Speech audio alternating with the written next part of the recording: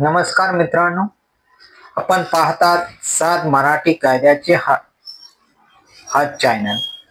या चॅनलच्या निमित्तानं वेगवेगळे कायदेविषयक मुद्दे घेऊन तुमच्या समोर मी येत असतो.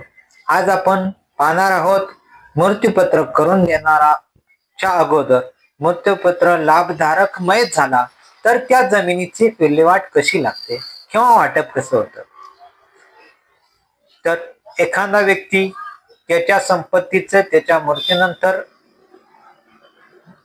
वाटप कसं व्हावं किंवा त्या मृत्यूनंतर त्या जमिनीची विल्हेवाट कशी लावावी या संदर्भात मृत्यूपत्र करून देत असतो.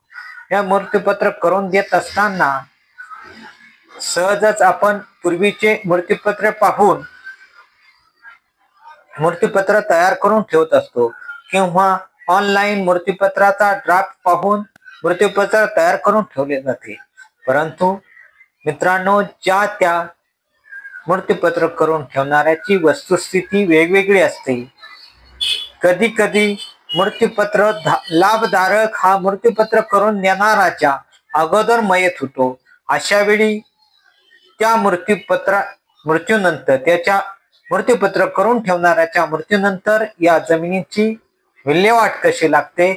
तर याच्या मृत्यूनंतर मृत्यूपत्र करून ठेवणाऱ्याच्या मृत्यूनंतर ती जमीन त्याच्या जो लाभधारक आहे त्याच्या रेशी वंशजांना प्राप्त होत असते. रेशी वंशज म्हणजे कोणते, तर समजा वडिलांच्या नंतर मुलगा मुलगी हे दोघंही त्यामध्ये रेशी वंशजामध्ये येतात. एक तर पृथ्वीसत्ताक रेशी वंशज नसतात, तर मुलगा मुलगी हे दोन्ही बी वंशज त्यांना ती जमीन प्राप्त होते. अशा वेळी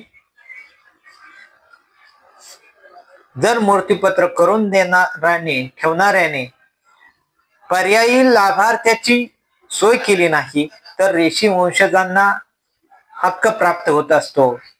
ज्यावेळेस मृत्यूपत्र करून ठेवणारा लाभार्थी हा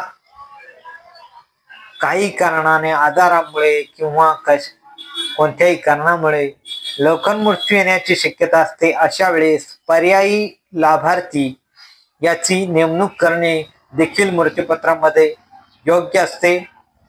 तशी तरतूद करता येते.